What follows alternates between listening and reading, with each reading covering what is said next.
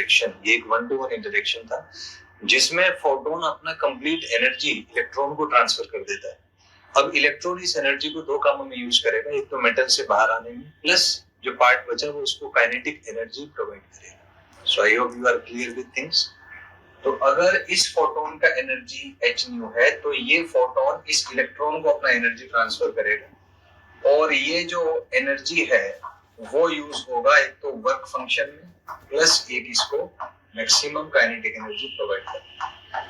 क्योंकि हम उस इलेक्ट्रॉन की बात कर रहे हैं जिसका काइनेटिक एनर्जी मैक्सिमम है, जो किसी और इलेक्ट्रॉन से कोलाइड नहीं करता है या अपना एनर्जी लूज नहीं करता, तो उस पार्टिकुलर इलेक्ट्रॉन के बारे में हम बात कर रहे हैं। तो यहाँ से आप देख सकते हैं कि जो k मैक्स आएगा आपका वो आ जाएगा आपका E माइनस फाइव। तो एक ये जो इक्वेशन था इसी को आइंस्टाइन का फोटो इलेक्ट्रिक इक्वेशन कहते हैं। लास्ट क्लास में मैंने डिस्कस भी किया था, बट इलेबोरेटिवली क्योंकि इसका कुछ सिग्निफिकेंस है तो हम उस पॉइंट पर भी बात करेंगे। So this equation is called as Albert Einstein's photo electric equation, जिसकी हेल्प से उन्होंने एक्सप्लेन की थी जो प्रॉब्लम्स आई थी वेव नेचर ऑफ लाइट में, तो उनको एक्सप्लेन किया था। तो यहाँ से एनर्जी जो है, एनर्जी को आप देख सकते हैं एज h into न्यू, तो ये आ जाएगा k max is equal to h new minus 5। तो एक इसका फॉर्म ये हो सकता है। तीसरा फॉर्म ये है क्योंकि फ्रीक्वेंसी को आप वेवलेंथ से रिलेट कर सकते हैं, तो फ्रीक्वेंसी होता है c by वेवलेंथ minus 5। तो ये तीन फॉर्म में इसमें क्वेश्चन बन सकते हैं। तो तीनों फॉर्म्स हमने लिख दिए हैं। It can be in terms of energy, it can be in terms of frequency और it can be in terms of wave. तो आइए इनके ग्राफिकल एनालिसिस थोड़े देखते हैं। तो पहला जो इक्वेशन है इसको अगर ग्राफिकली एनालाइज करें तो ये आ जाएगा आपका k max मैंने y एक्सिस पे बनाया और एनर्जी मैंने x एक्सिस पे बनाया। तो आप देख सकते हैं कि k max is proportional to E।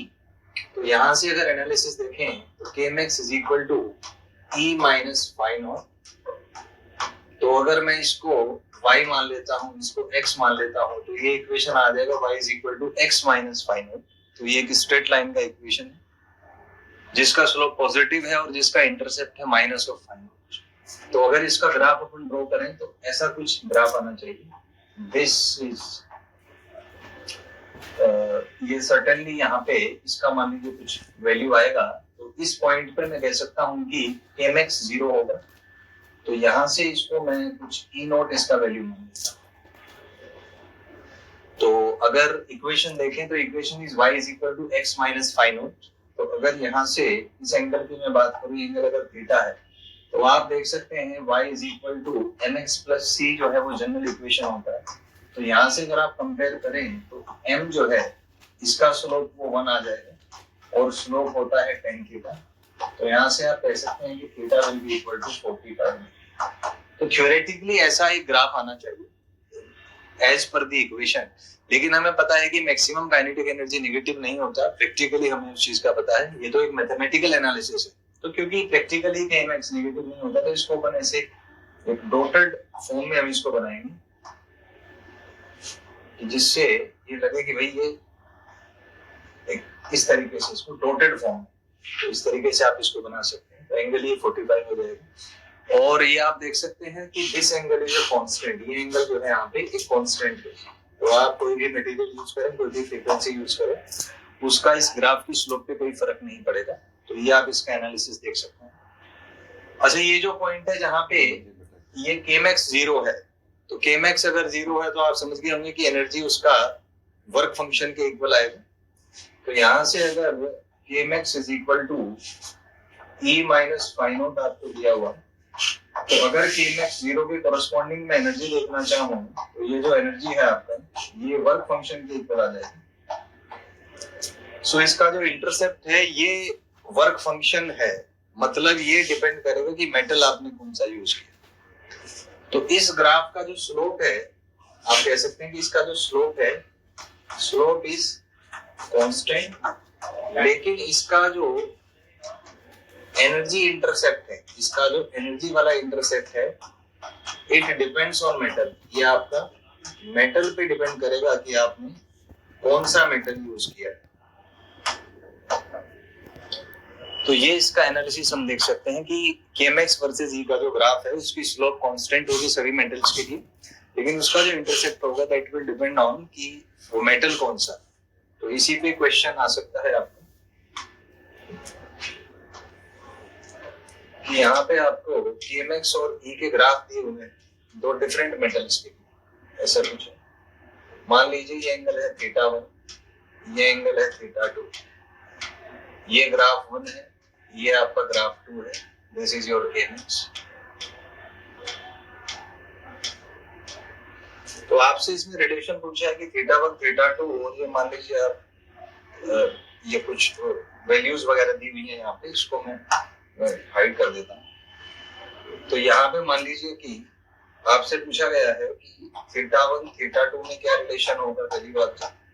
और दूसरा, इन मेटल्स का जो वर्क फंक्शन है उन वर्क फंक्शन में क्या रिलेशन है। तो दिस इज द क्वेश्चन कि θ1 θ2 में क्या रिलेशन होगा और वर्क फंक्शन में क्या रिलेशन होगा। तो हमने अभी डिस्कस किया था कि ये थीटा जो है कांस्टेंट होता है, तो θ1 is equal to θ2 is equal to 45। ये हमने अभी डिस्कस किया था कि ये कांस्टेंट होता है। और हमने देखा था कि इसका जो एक्स इंटरसेप्ट है, जो एनर्जी इंटरसेप्ट है, वो वर्क फंक्शन के इक्वल होता है। तो ये आपका work function for 2 and this will be your work function for 1। तो यहाँ से आप देख सकते हैं कि वर्क फंक्शन 1 ज्यादा है। तो सेकंड एनालिसिस अपन लिख सकते हैं that work function for 1 is greater than work function for 2। यहाँ से आप ये एनालिसिस निकाल सकते हैं। अच्छा, वर्क फंक्शन 1 का ज्यादा है तो इसको आप फ्रीक्वेंसी और वेवलेंथ के टर्म में भी रिलेट कर सकते हैं। तो 1 का अगर वर्क फंक्शन ज्यादा है तो हम कह सकते हैं कि जो थ्रेशोल्ड वेवलेंथ होगा 1 का वो कम होगा as compare to threshold wavelength for second. और इक्विवेलेंटली जो थ्रेशोल्ड फ्रीक्वेंसी होगा 1 का that will be greater than threshold frequency for. तो ये इस ग्राफ से आप एनालिसिस कर सकते हैं कि इसके क्या एनालिसिस है, एंगल्स में क्या रिलेशन होगा, वर्क फंक्शन में क्या रिलेशन आएगा, थ्रेशोल्ड फ्रीक्वेंसी में क्या रिलेशन होगा और थ्रेशोल्ड वेवलेंथ में क्या इसमें रिलेशन। तो ये सारे हम इसमें इस पे क्वेश्चन आ चुके हैं नीट में, प्रीवियस ईयर में, एनसीईआरटी में भी इस पे बेस्ड क्वेश्चन है। तो ये आप ऐसे बता सकते। अगली एनालिसिस हम देखेंगे इसमें कि जो सेकंड हमने एक ग्राफ देखा था, जो इक्वेशन देखी थी, that was kmax is equal to h into nu minus phi. तो यहाँ से आप देख सकते हैं, इसको मैं अगर स्टैंडर्ड इक्वेशन से कंपेयर करूं तो y is equal to mx plus c से। तो यहाँ से अगर मैं y की जगह मैंने kmax यूज किया है, x की जगह मैंने फ्रीक्वेंसी यूज किया है, तो मैं कह सकता हूँ कि स्लोप की जगह h आएगा और जो इंटरसेप्ट है that will be equal to minus of phi. तो स्टैंडर्ड इक्वेशन होता है किसी स्ट्रेट लाइन का y is equal to mx plus c। तो अगर इसमें हम कंपेयर करें तो y is comparable to kmax और x is comparable to nu. तो कंपैरिजन से आप देख सकते हैं कि जो m है वो h के कंपेरेबल होगा और c जो है वो माइनस फाई नॉट के कंपेरेबल होगा। तो यहाँ से अगर मैं स्लोप की बात करूं तो आपका h आ जाएगा which is a constant and which is slope of graph। सो इसमें अपन कह सकते हैं कि इस ग्राफ का जो स्लोप है वो कांस्टेंट होगा, पहली चीज। दूसरी चीज, यहाँ से अगर हम c की बात करें तो c is equal to minus of phi naught. तो ये डिपेंड करेगा मेटल पे, डिपेंड्स ऑन मेटल। तो ये आपका मेटल पे डिपेंड करता है। तो हम कह सकते हैं कि kmax और फ्रीक्वेंसी के बीच का जो ग्राफ होगा उसका जो स्लोप है वो स्लोप कांस्टेंट होगा, वो किसी भी मेटल पे डिपेंड नहीं करेगा। लेकिन जो उसका इंटरसेप्ट है that will be dependent on the metal which you have used. तो आइए इसको फर्दर अगर एनालिसिस करें तो यहाँ से इक्वेशन है आपका kmax is equal to h nu minus phi naught. तो इसका जो ग्राफ होगा ये कुछ, ये आप न्यू मान लीजिए, ये आप kmax मान लीजिए।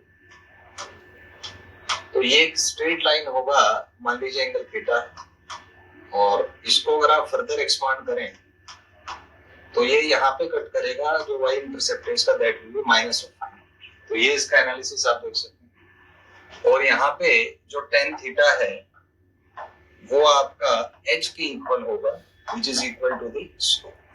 तो जैसे प्रीवियस पार्ट में हमने देखा था कि इसका कंपैरिजन अगर करें तो स्लोप जो है वो h के इक्वल हो जाएगा यहाँ से। तो जो एंगल है वो tan थीटा h उसमें रिलेशन आएगा। तो ये जो एंगल है वो कांस्टेंट होगा सभी मेटल्स के। तो यहाँ से हम कह सकते हैं that theta is equal to tan inverse of h and it is a constant for all metals. ये आपका कांस्टेंट हो जाएगा, लेकिन ये जो इंटरसेप्ट है इसका that is minus of phi naught, तो ये मेटल पे डिपेंड करेगा, it will be dependent on the metal. एक चीज और कह सकते हैं कि ये जो पॉइंट है जहां पर kmax 0 है, तो आप समझ गए होंगे अगर kmax 0 है तो जो फ्रीक्वेंसी है वो थ्रेशोल्ड फ्रीक्वेंसी को डिनोट करेगा। तो इसका जो फ्रीक्वेंसी है ये थ्रेशोल्ड फ्रीक्वेंसी हो जाएगा, क्योंकि इस पॉइंट पर kmax 0 है। तो अगर kmax 0 है तो हम जानते हैं कि उसका जो एनर्जी है वो 0, kmax 0 हो गया। इसका मतलब फोटोन का जो टोटल एनर्जी है वो वर्क फंक्शन के इक्वल हो गया, तो h nu naught is equal to phi naught. तो इसका मतलब जो फ्रीक्वेंसी है वो आपका थ्रेशोल्ड फ्रीक्वेंसी के बराबर हो जाएगा। तो यहाँ से आप इसको देख सकते हैं। तो अगर दो डिफरेंट मेटल्स का ग्राफ आपको दिया हुआ है, ये क्वेश्चन आ चुका है नीट में, आपको दो डिफरेंट मेटल्स दिए हुए हैं, तो इस तरीके से थोड़ा सा ये मान लीजिए मेटल ए और ये मान लीजिए आपका मेटल बी। सेम यहाँ पे एक एंगल आपको थीटा ए दिया हुआ है, ये आपको थीटा बी दिया हुआ है, और this is your kmax and this is your frequency. तो ये एक क्वेश्चन है कि आपको kmax और फ्रीक्वेंसी का ग्राफ दिया हुआ है दो डिफरेंट मेटल्स के लिए, metal A and metal B, and you have to find, पहला जो इसमें ऑप्शन है वो है कि थीटा ए और थीटा बी में रिलेशन क्या होगा। रिलेशन मतलब छोटा बड़ा या बराबर होंगे, पहली चीज। दूसरी चीज जो है वर्क फंक्शन फॉर ए और वर्क फंक्शन फॉर बी में क्या रिलेशन है, मतलब ये छोटे बड़े होंगे या बराबर होंगे। तीसरा क्वेश्चन है जो थ्रेशोल्ड फ्रीक्वेंसी आएगा ए का और जो थ्रेशोल्ड फ्रीक्वेंसी आएगा बी में, उसमें आपका क्या रिलेशन होगा। और चौथा क्वेश्चन है कि जो थ्रेशोल्ड वेवलेंथ आएगा ए का और जो थ्रेशोल्ड वेवलेंथ आएगा बी का, उनमें आपका क्या रिलेशन। तो kmax और फ्रीक्वेंसी का ग्राफ आपको दिया है, and on the basis of the graph आपको कुछ वैल्यूज बतानी है कि जो एंगल्स है थीटा ए थीटा बी, इसमें क्या रिलेशन होगा, वर्क फंक्शन में क्या रिलेशन होगा, थ्रेशोल्ड फ्रीक्वेंसी में क्या रिलेशन होगा, और थ्रेशोल्ड वेवलेंथ में क्या रिलेशन होगा। तो इसी को अगर कंटिन्यू करें तो आप देख सकते हैं थीटा कांस्टेंट है यहाँ से। तो फर्स्ट पार्ट में अगर अपन सॉल्यूशन देखें तो फर्स्ट में अपन कह सकते हैं कि थीटा ए जो है वो थीटा बी के इक्वल होगा, क्योंकि ये कांस्टेंट होता है, the constant is tan inverse of h, the first thing. तो पहला ये क्लियर हो गया आपको। सेकंड है वर्क फंक्शन किसका ज्यादा है, तो हम देख सकते हैं कि यहाँ से अगर मैं इसको थ्रेशोल्ड फ्रीक्वेंसी की टर्म में भी देखूं तो ये होगा थ्रेशोल्ड फ्रीक्वेंसी फॉर ए और ये होगा threshold frequency for B. So clearly हम यहाँ से देख सकते हैं कि डी का थ्रेशोल्ड फ्रीक्वेंसी ज्यादा है, तो इसका मतलब है बी का वर्क फंक्शन भी ज्यादा होगा, क्योंकि ये आपस में डायरेक्टली रिलेटेड होते हैं। तो हम कह सकते हैं कि work function for B is greater than work function for A. ये किया गया। थर्ड, तो फ्रीक्वेंसी का हमें पता ही है, ग्राफ से दिखाई दे रहा है कि फ्रीक्वेंसी थ्रेशोल्ड बी का ज्यादा होगा as compare to threshold frequency for A. और लास्ट में क्योंकि वेवलेंथ इनवर्स रेशो में होता है, तो हम कह सकते हैं कि बी का थ्रेशोल्ड वेवलेंथ कम होगा as compare to threshold wavelength of A.